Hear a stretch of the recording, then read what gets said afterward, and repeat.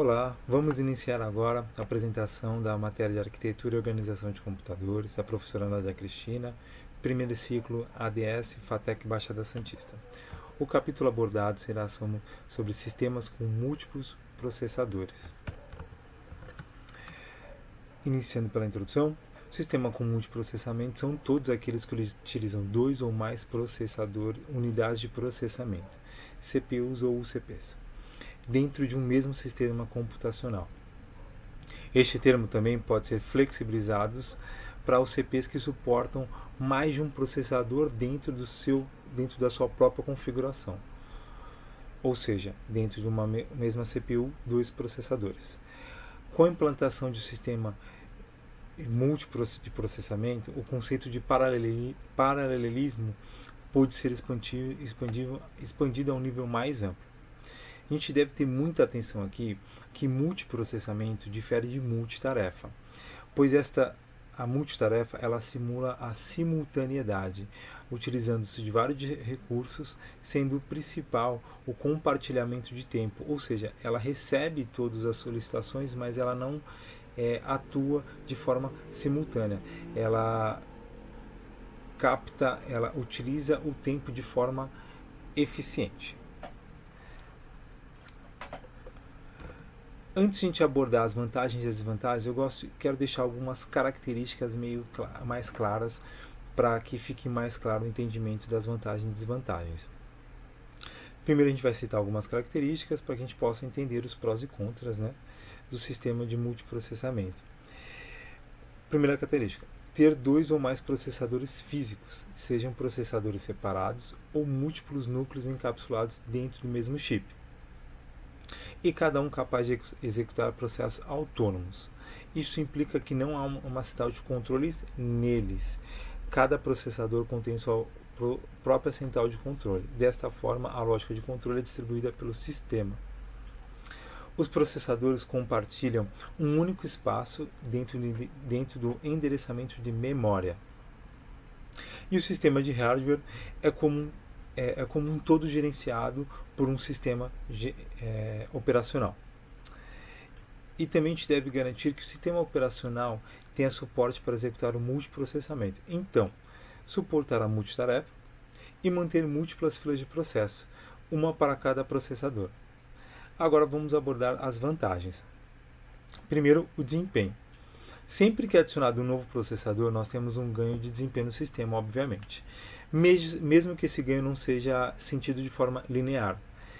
É possível notar através do throughput, taxa de transmissão de dados. O método utilizado para análise desse desempenho é o TPC, Transaction Processing Performance. Os ganhos podem ser notados em dois níveis.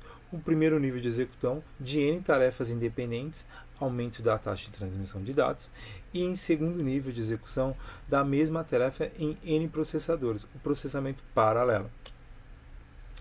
Próxima vantagem é a escalabilidade. É a possibilidade de acrescentar novos processadores ao hardware desse sistema, que garante que seja ampliada a capacidade computacional sem agregar custo de um novo sistema. Relação de custo-desempenho. Por maior que seja a capacidade de um sistema, de um único processador, este terá suas limitações inerentes à CPU. O desenvolvimento e produção de um processador que tenha o poder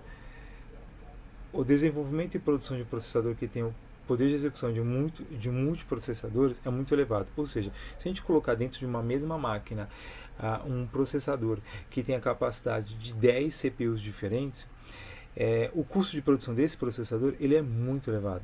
Então, por isso que o multiprocessamento ele traz uma relação de custo-desempenho muito vantajosa.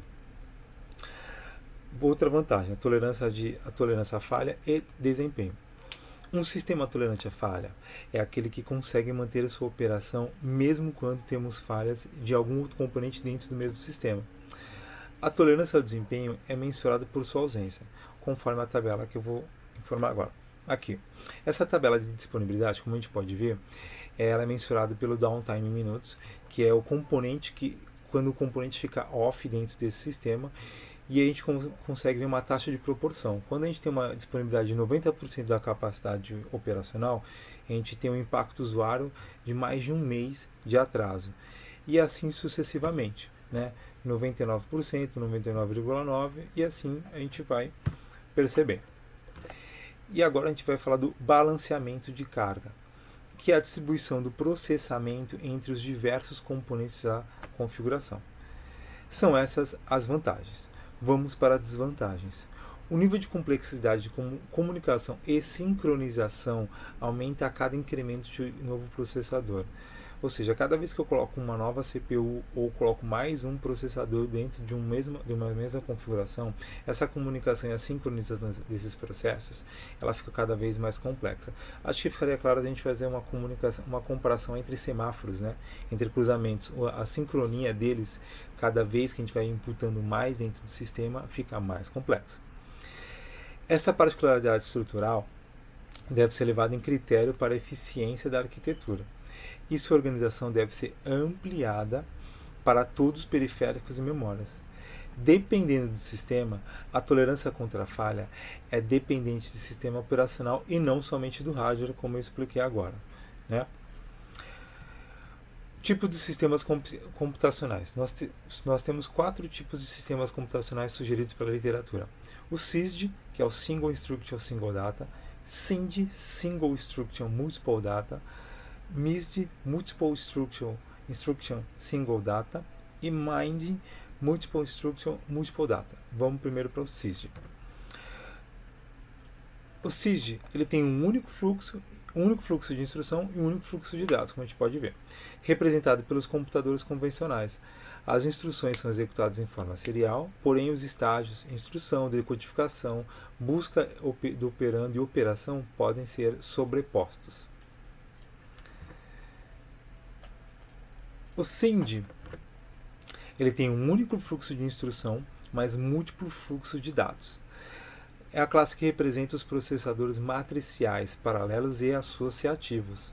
Uma única unidade de controle que envia fluxo de instruções para vários processadores. Os processadores recebem a mesma instrução ao mesmo tempo e atuam sobre diferentes fluxos de dados, sendo possível a manipulação de valores inteiros simultaneamente.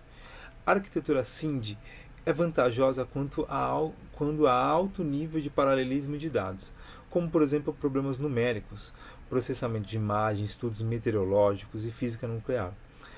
Os computadores vetoriais ou supercomputadores foram projetados utilizando a arquitetura em questão, que é a SIND. Tem alto valor agregado ao seu desenvolvimento em razão da complexa organização e alto desempenho. Um exemplo desse computador vetorial é o Cray